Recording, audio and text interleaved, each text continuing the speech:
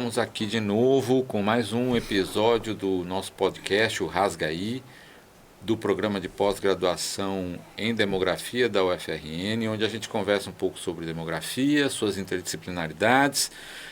Também faz parte de um conjunto de projetos que a gente vem desenvolvendo agora no LabCAD, que é o Laboratório de Comunicação Aplicada em Demografia, nesse estúdio que foi montado com apoio da Pró-Reitoria de Pós-Graduação e do Programa de Extensão na Pós-Graduação. Hoje a gente tem aqui como convidado o Francisco Lima Júnior, que é da Universidade Regional do Cariri, do Departamento de Economia, do Programa de Pós-Graduação em Economia Regional e Urbana e também do Plandites, que é aqui do nosso estado, que é de desenvolvimento territorial no semiárido. Ele é parceiro nosso já de bastante tempo, a gente já dialoga bastante, já conversamos muito sobre vários assuntos, inclusive os não acadêmicos, mas hoje a gente vai falar só um pouco de pesquisa propriamente dita, né? Então, seja muito bem-vindo, Lima, fique à vontade, a gente agradece a sua participação aqui no nosso podcast e começamos aqui com uma pergunta mais geral, né? O que é as pesquisas que se fazem aqui no seu programa, tanto no Plandites quanto no PPGero, né? O de Economia Regional e Urbana, e comenta um pouco para a gente como é fazer pesquisa nessas temáticas, particularmente dentro do desafio de fazer no Nordeste e no interior do Nordeste. Só pergunta bem ampla, né?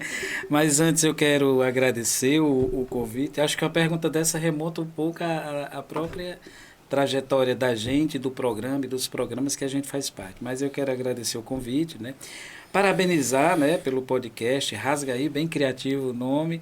Eu acho muito importante essas iniciativas daquilo que a gente chama de popularização da ciência, né? Apropriação de um modo criativo, de um modo bem direto, né, daquilo que a gente produz, discute, isso é muito importante, deve ser apropriado não só no campo de política pública ou no próprio âmbito da academia, mas eu acho que chegar pelos diversos canais que se colocam, né, a população de um modo mais geral.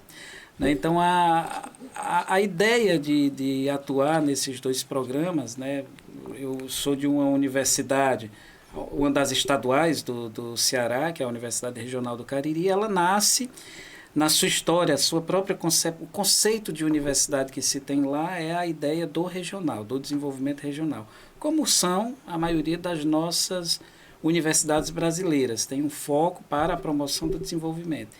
E isso, de uma certa forma, já surge como vocação de pensar, né, não só a formação de graduação que tive, que eu tenho a satisfação de dizer que sou egresso da universidade onde hoje eu trabalho, né?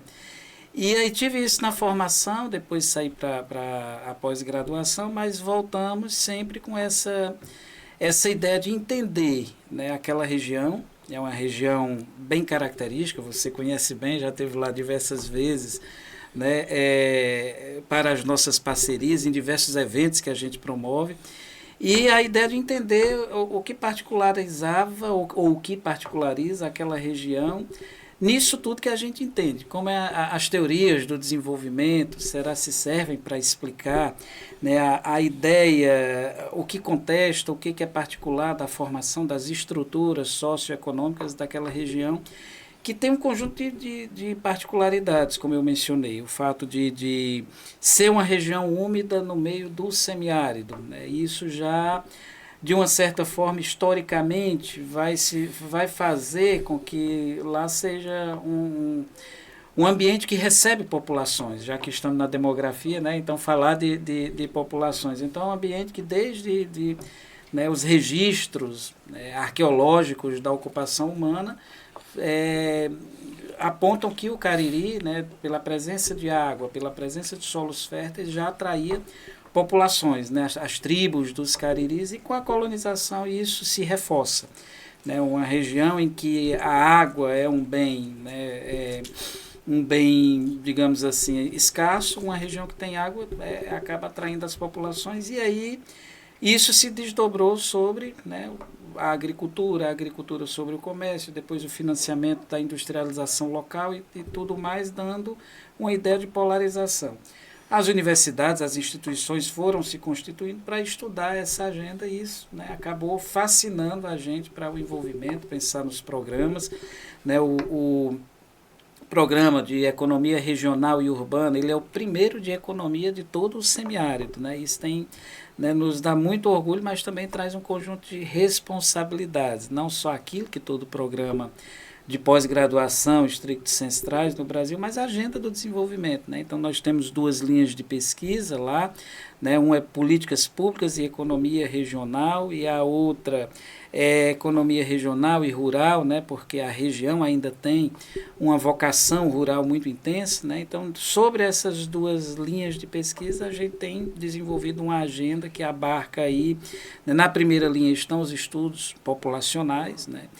Como a região também é caracterizada pela presença de centros urbanos, que são conhecidos como intermediários, né, ou as novas metrópoles, já que é um aglomerado, né, de quase 500 mil de habitantes, né, isso também faz com que nossas agendas se debrucem, né, sobre a questão do mercado de trabalho, né, e as alternâncias que surgem. É a região mais distante da capital. Né, então, acaba havendo ali uma polarização de toda uma região, né, que, por estar na divisa, alcança, né, a Paraíba, o Rio Grande do Norte, o Pernambuco, além dos equipamentos infraestruturais que atendem essa população. Então, isso é uma agenda fértil. Né, e aí nos estimula esse conjunto de pesquisas.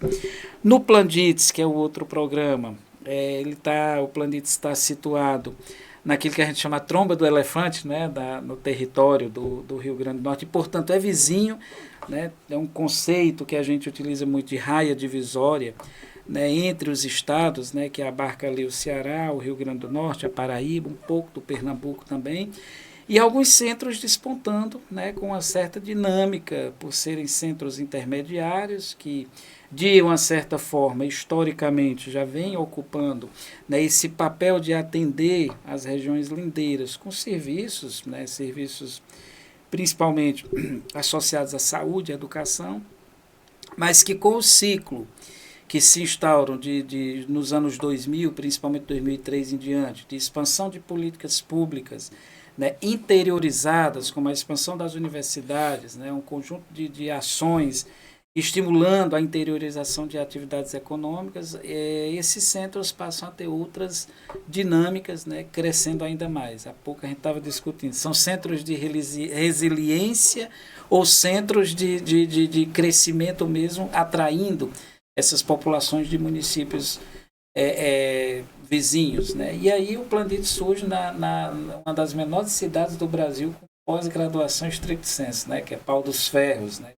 No Alto Oeste, Potiguar, surge numa espécie de um consorciado entre universidades, embora a sede e o programa seja da UERN, né, Universidade do Estado do Rio Grande do Norte, mas tem a participação de professores da Estadual da Paraíba, da URCA, da UFESA, né, e do Instituto Federal do Rio Grande do Norte. Então, uma espécie de consorciado de pesquisadores preocupados em entender as dinâmicas econômicas do semiárido, dinâmicas socioeconômicas do semiárido. Então, são 2 programas que eu sempre digo, né, são aquilo que me fascinam por conta das suas agendas formativas. Né. O Plandits tem uma característica muito importante, assim como o PPGero, que é formar para quadros públicos. Né. Então, nós temos alunos que são prefeitos, temos alunos, a prefeita de Pau dos Ferros é nossa doutoranda no Plandits. Né? Temos alunos que são secretários de Educação, de Desenvolvimento, de Meio Ambiente. A fala de hoje, a gente pega esses três grandes conceitos, né? Território, meio ambiente e população. Então, ele forma os 2 programas para pensar as políticas públicas daquele território particular, no meio do semiárido. Né? E a minha agenda de pesquisa é muito voltada para essa ideia das cidades médias, ou os aglomerados urbanos emergentes, como a gente tem denominado, numa forma de fugir aí um pouco dessa polêmica, é ou não é cidade média, é ou não é intermediária, né? E aí é ou não é metropolitano, porque dada as determinações constitucionais de 88, é o Estado, a unidade federativa, que institui a região metropolitana, sendo ou não metropolitana. E o Cariri, desculpem, o Cariri é uma região metropolitana, né, no papel, mas no fato há fenômeno metropolitano. Então, fugindo um pouco dessa celeuma, a gente tem o conceito de aglomerado, né, que nem disputa com a cidade média, não disputa com a região metropolitana, mas uma mancha urbana que, conurbada, né, exerce ali uma atratividade ou uma mobilização intermediária, como é a cidade média, né, fornecendo toda essa possibilidade de dinâmica econômica regional. Muito bom. É um conjunto, como você mesmo mencionou no início da minha pergunta, bem abrangente, complexo, né? Complexo. Mas é rico como você, né, tem o detalhamento muito claro de cada missão, né, e cada vocação de cada programa, embora estejam em dois, cada um tem a sua característica bem particular, né? E aí, você mencionou várias vezes a questão populacional como uma questão importante. A demografia pode contribui atualmente, como ela está inserida nas pesquisas de vocês lá e o que a gente, né, pode interagir mais para ter aqui a fusão aqui entre o programa de pós-graduação em demografia e as pesquisas de vocês. Eu sei que, obviamente, temos uma colega que é do nosso programa aqui, a professora Silvana, que também é colega sua lá no Cariri e é demógrafa, né, e faz essa ponte muito bem. Mas para além de um indivíduo, né, o que em termos de programa a gente pode colaborar de maneira mais sistemática? Bom, primeiro, a gente sempre reaver a ideia de que, né, pensar desenvolvimento de modo unilateral, né, ou de modo com base em um conceito ou em um processo que está associado só a questões econômicas, sociais, eu acho que virou demodê, né? Há muito tempo a gente discute desenvolvimento econômico e regional partindo de visões transversais, né, interdisciplinares, como a professora Sidone vai falar hoje na programação, né? Eu acho que a transversalidade do tema do desenvolvimento regional e todos esses elementos que a gente coloca desses territórios específicos tem como centralidade o papel do indivíduo, o papel das populações, né? Isso é fundamental. Aí é a centralidade da demografia, né, dos demógrafos, de entender as dinâmicas populacionais, principalmente nesses territórios, é imprescindível, né? Então, além da integração para um indivíduo, que nós já temos essa integração, né, há muito espaço, né, de estarmos juntos na agenda, né, de entender esse território do semiárido, mas principalmente entender a sua dinâmica populacional. O semiárido brasileiro continua sendo o mais povoado do mundo. Ele não é o mais populoso, né? Não é o mais populoso. Você tem o deserto do Saara, tem a cidade do Cairo, que sozinha tem 27 milhões de habitantes. Mas é quase isso, né? Mas assim, pensando que é a área árida mais povoada do mundo, então, os estudos demográficos têm papéis fundamentais aí. O movimento de transição demográfica também aponta, né, um certo uma redução do crescimento metropolitano, né, e um aumento das taxas de crescimento populacional das cidades médias, né, como a gente chama, dos aglomerados urbanos. E no semiárido isso se dá de uma forma mais intensa. Você tem cidades como Juazeiro, Crato e Barbalha, que é onde nós estamos, Cajazeiras, própria Pau dos Ferros, Souza na Paraíba, Picos no Piauí, né, Salgueiro, Petrolina, o outro Juazeiro, que tem crescido, né, atraindo populações de diversos movimentos que estão nessa dinâmica demográfica. A migração de retorno, a própria migração, né, intra-unidade federativa, né, das cidades pequenas para a cidade polo. Então, isso tudo tem a ver o que essa casa, né, tem se dedicado de forma assim primorosa, né? Então, esse espaço de estarmos juntos, eu acho que a agenda está posta. não sei que arranjo institucional a gente deve buscar, mas eu acho que nós já estamos até juntos, né, Com certeza. nesse processo, né? Uma das coisas que a gente tem discutido muito ao pensar novos programas, ao pensar novos cursos, ao pensar, inclusive, novas vagas de concurso, é o papel, né, de termos profissionais da demografia compondo, né, os nossos campos profissionais. Né? Isso é muito importante. Você não pode pensar no dado isso que a gente coloca. Essa transversalidade e o papel, né, dessa transição demográfica brasileira que se dá em todos os sentidos, é impossível a gente pensar não tendo, né, o demógrafo ou um centro de pesquisa, né, de demografia fazendo parte desse debate e dessas decisões. Né? É o que a gente tem feito. Né? A professora Silvana, nossa colega, você já esteve lá com a gente. Né? Eu acho que tem aí uma agenda profícua para aumentar essa aproximação, né? Seja de modo institucional, seja em outras agendas. Claro, de certa forma, um pouco desse nosso projeto aqui de divulgação e comunicação científica também é fazer com que a sociedade e particularmente a gestão pública saiba que existe um profissional com esse perfil, que se forma com demografia, e obviamente aí a gente puxa a sardinha para a nossa brasa, né? De tentar levar ao público mais amplo a importância desse profissional, né? Como o demógrafo pode contribuir nessas diversas agendas.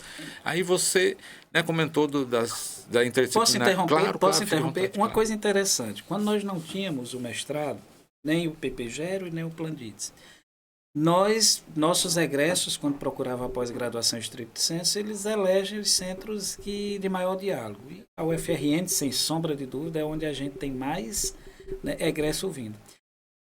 Hoje nós temos o Planditz, né, e temos o PPGero, em duas áreas, né, afins, mas uma é economia e outra é planejamento urbano e regional.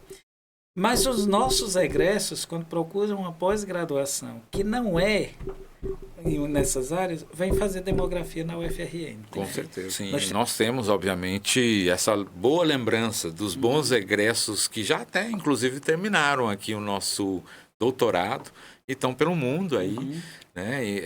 E que vieram de uma boa formação que, com certeza, veio lá da sua região, não só do ponto de vista da formação, mas eu acho que aí entra na questão que eu ia mencionar, do processo de capilaridade que essa formação tem, de tirar as pessoas dos grandes centros, de terem que ir para os grandes centros para ter uma boa qualificação, e essa capilaridade consegue capturar ou identificar profissionais excelentes que estão em outras condições, estariam escondidos da sociedade brasileira, porque lá sim, né, nós temos egressos que saíram das áreas rurais do interior do Ceará e que hoje são doutores, os primeiros doutores, as primeiras pessoas das suas famílias que acessaram o ensino superior. Então, assim, pensando qual que é o impacto não só da universidade, e aí, claro, você que já foi reitor da URC, inclusive, sabe muito bem e poderia falar sobre todas as outras dimensões do impacto que a universidade tem na sociedade. Mas especificamente, assim, da pós-graduação, né? Como esse impacto da pós-graduação, você vê que ele capilariza aí para essa sociedade, essa população que está nessas regiões. Eu, não só a pós-graduação, mas eu escutei de um geógrafo uma vez, né, o professor Bozarchello, já aposentado, e uma fala lá na nossa universidade, uma homenagem que ele recebeu, ele mencionou que o papel da universidade é trazer ou conduzir as demandas, né, ou dar resposta às demandas da sociedade, da comunidade em que ela está inserida. Mas para isso ela precisa ter a chancela da própria comunidade. Senão fica aquela coisa que a gente escuta sempre, né? Que a universidade está longe do território, que a universidade está longe da sociedade. E a pós-graduação, ela se propõe a isso de uma forma mais direcionada. Né? Por quê? Porque além de formar em quadros, né, de nível superior, de mais excelência, mas ela tem condições de se debruçar naqueles problemas, né, mais específicos que afligem as populações em todos os campos de políticas públicas, em todos os campos de padrões de sociabilidade desse território, né? E aí demanda é o que não falta, né? Vão desde as questões, como eu falei, ambientais, né? As políticas públicas, né, de oferta de bens de consumo coletivo, como a gente chama, saúde, educação, transporte, infraestrutura, sempre tem o papel. Eu estava vendo outro dia, o trânsito de Juazeiro do Norte foi remodelado, né? E aí eles adotaram uma espécie de sistema de rotatórias e de binários, que eles chamam, nos centros, nos trechos e nos bairros mais onde o trânsito era mais nevrálgico. E aquilo trouxe uma solução, reduziu o tempo de deslocamento e reduziu o número de acidentes. E aí fui ver, e aí era o resultado de uma dissertação de mestrado de um aluno da Engenharia Civil da Universidade Federal do Cariri. Então, só aí é um exemplo que nós temos uma ave endêmica, que é o soldadinho do Araripe, lá também, por resultado de um projeto de pesquisa que se tornou um projeto de extensão da pós-graduação, que isso é importante também, a extensão tem se intensificado cada vez mais nos programas de pós. A ave, né, em um período de 8 anos, a ave saiu, né, do catálogo de riscos, né, de desaparecer. Então, são dois exemplos de campos opostos, meio ambiente, né, e trânsito, mas para ver a importância da pós-graduação, né, no dia a dia, nessas questões do dia a dia, e principalmente num território, né, onde as vulnerabilidades se apresentam, a falta de conhecimento ou de oportunidades, como você colocou, são ainda latentes, mas que têm sido atendidas com essa expansão da educação superior e, consequentemente, da pós-graduação, e tem transformado aquelas realidades, né? Então, isso deixa a gente feliz, não só como ex-gestor da universidade, mas como professor mesmo, né? A coisa mais importante que tem. Outro dia eu estava em Brasília, no Ministério do Desenvolvimento Agrário. Aí um aluno egresso da URCA, né? Egresso do curso de Economia, num cargo lá. Professor, eu fui aluno da URCA, fiz mestrado lá com vocês e tudo, mas lembra de mim? Olha, está com 2 anos que ele fez o mestrado, né? Mas a gente fica feliz, né? Porque a inserção não é só mais regional, local, mas é uma inserção ampla por todo aquele conjunto, aquela plataforma de possibilidades que a pós-graduação e a universidade têm trazido para esses territórios. E você deu esses exemplos, né, de casos que a universidade, a pós-graduação, a pesquisa que a gente faz tem impacto direto, imediato e fundamental para a sociedade como um todo, né? Você acha que a gente poderia ter muito mais impacto do que esse, né, pensando assim no nível que a sociedade tem de conhecimento do que a gente faz dentro da universidade? Com certeza, é possível melhorar muito, né? Essa relação comunidade, universidade, sempre vai haver críticas, né? A universidade por ser o ambiente do conhecimento, daquilo que a gente chama, né, da sabedoria, dos saberes elaborados, né? Ela tem avançado muito, né? As agendas e a transformação das nossas agendas, o próprio reordenamento na formação que nós temos dado, né? Isso é toda a universidade, não é a universidade brasileira, diga-se de passagem, a universidade no mundo, né, tem se inserido cada vez mais em temas, ou tem trazido para o âmago da sua formação, em todos os níveis, temas que antes não faziam parte, ou pelo menos não eram tão centrais na questão do desenvolvimento da questão do gênero, de etnias, né, a apropriação dos saberes das comunidades tradicionais, né, e isso é fundamental. Nós que atuamos no semiárido, mais ainda, né, temos percebido que, né, a forma como o índio tratava a terra, trazendo o conceito de convivência com o semiárido, não fomos nós que inventamos, né, fazendo um reordenamento do paradigma de convivência com o semiárido, mas os povos originários já tinham isso, né? Então, esse movimento que a universidade nos últimos 20 anos tem feito tem sido importante para estar presente e para ter essa chancela da comunidade que o professor Bozarchiello falou. Mas é necessário muito, além do nosso movimento, o próprio movimento da sociedade, dos governos, Né? O Estado do Ceará, um tempo atrás, criou um programa bem interessante, que foi muito elogiado. Claro que foi é, dadas as necessidades, né, mas talvez de restrição, de gastos, não sei, mas a concepção de um programa que é o cientista-chefe. As gestões públicas, independente do nível, tem lá um problema, ao invés de contratar consultoria, vai na universidade e diz, olha, vamos colocar dinheiro no laboratório de pesquisa, vamos valorizar, escolher um pesquisador nesse campo para ser o pesquisador chefe de uma pesquisa que, no prazo de 5 anos, me dê uma solução para tal problema. Isso é uma valorização extraordinária do pesquisador, do resultado da pesquisa. Joga uma forma de dizer, coloca dinheiro na universidade em forma de bolsa e tudo mais. Então, é também uma forma de valorização. Isso já existe na União Europeia, já existe na África. Né? Tem um programa na África do Sul muito parecido, que é o esforço coletivo, né, em todas as esferas dessa apropriação do conhecimento produzido na universidade. E no Brasil isso é fantástico de se fazer. Né? Quase todo o conhecimento ou ciência produzida é feito na universidade, né? Principalmente na universidade pública. Então, são movimentos que são, né, em várias frentes para essa valorização maior, esse impacto maior, como você bem perguntou, né? O impacto do nosso papel e da nossa produção na pós-graduação, considerando que boa parte da pesquisa, grande parte da pesquisa é na pós-graduação. Então, isso são iniciativas que eu creio que esse impacto seria muito mais bem sentido.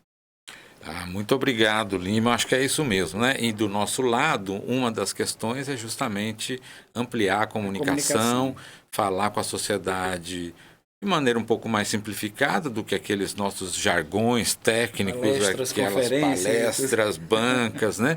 E a gente falar para a sociedade o que a gente faz, né? Então, esse daqui é um projeto, um deles que a gente tem desenvolvido aqui para tentar chegar mais longe e fazer com que, de fato, a gestão pública possa se valer do investimento que a própria sociedade faz aqui dentro e a gente também contribuir com o nosso papel. Bom, o tempo é restrito, a gente vai ter outras oportunidades com certeza de conversar com os nossos convidados, esperando repeti-lo tantas vezes, você vem aqui toda hora, então em algum momento a gente te pega lá dos seus outros grupos de pesquisa para vir conversar com a gente.